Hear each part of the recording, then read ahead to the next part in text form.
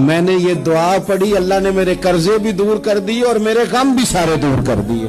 حضرت ابو امامہ رضی اللہ تعالیٰ عنہ انصاری صحابی ہیں، فرماتے ہیں میں بڑا پریشان تھا اور مسجد میں بیٹھا تھا۔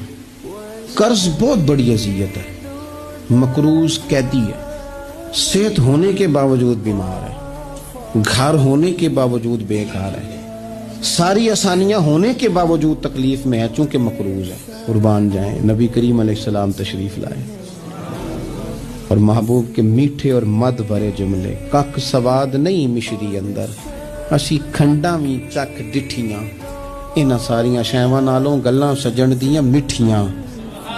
محبوب نے فرمایا ابو امامہ کیا بات ہے یار، یہ وقت نہیں مسجد آنے کا، اور اس وقت کے اندر میں تمہیں مسجد میں دیکھ رہا ہوں، اس وقت کیوں بیٹھے ہو؟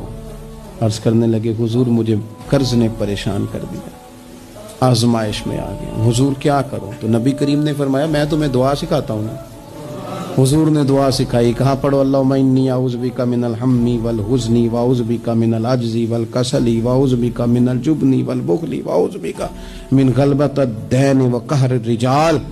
فرمائے اس دعا کو پڑھا کرو، اللہ خیر کر دے گا۔ حضرت ابو امامہ فرماتے ہیں لوگوں میں نے یہ دعا پڑھی، میرے نصیب دیکھو، پڑھی میں نے پر سیکھی میں نے ڈائریکٹ حضور سے ہے۔ میں نے یہ دعا پڑھی، اللہ نے میرے قرضے بھی دور کر دیے اور میرے غم بھی سارے دور کر دیے۔